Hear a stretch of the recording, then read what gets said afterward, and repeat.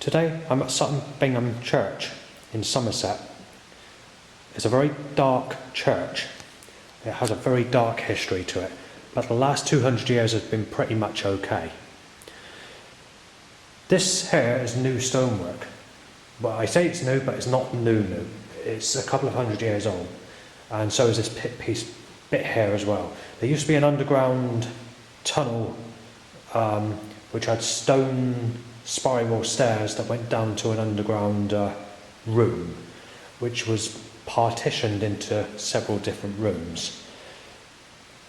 Vicars, preachers, church members, the church warden, the Christians, and even the kids themselves would all go down there to have sex with one another. So all the adults would enjoy sex with children. So they'd grab a little girl or a little boy and they'd go down there. They'd have a bed down there where they have sex. So all these Christians are very weird and very dangerous people. But the reason they did that is because Jesus Christ taught them in the Gospel of Matthew and the Gospel of Mark and the Gospel of Luke that Jesus touched up little children and enjoyed sex with them.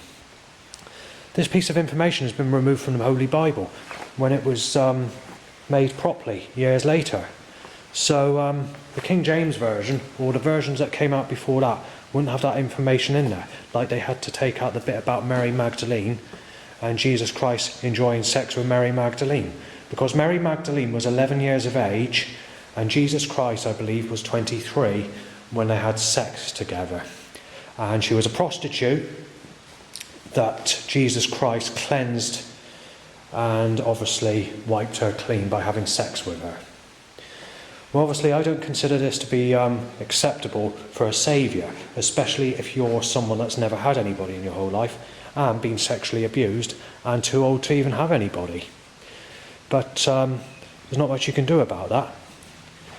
So anyway, as I said, these Christian members, the cleaners, and everyone that came to this church, including the teenagers and the children, would all go down that subway into that underground dark room with candles lit to basically enjoy sex with each other.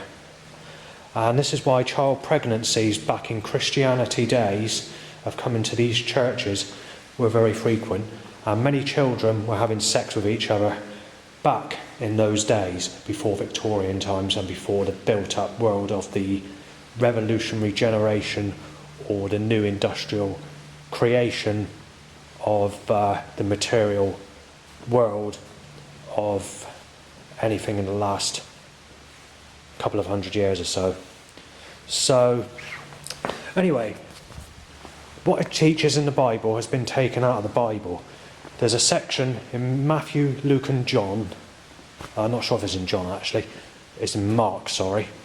Mark chapter 10 verse 10 to 13 is just one of the chapters that explains what Jesus Christ did to little children. So basically he undressed these children, he took them in his arms and he had sex with them. While he was doing that, the disciples rebuked him. And the disciples weren't very happy with Jesus. And Jesus tried telling his disciples that that is the right thing to do. So Jesus sexually abusing children, according to Jesus Christ, is the right thing to do. So this is why many people have rejected the Christianity religion and are no longer Christians or see Jesus Christ as not being the correct God. And this is why they look towards Muslims and Islam, Hinduism and other faiths as an alternative to paedophilia religions like Christianity. Also, it's not exactly very good, is it, if you've got to worship a Messiah that's enjoyed sex with little children to save you from the fire of hell if heaven and hell exist. It's not exactly appropriate, but if it is true, then look at all these people that have been sexually abused and in their 50s, 60s, 70s, 80s or 90s are not even here anymore. And got to think of accepting people that sexually abused them as a child without ever having anyone. Isn't that helpful? Thanks for listening, watching. Have a good day.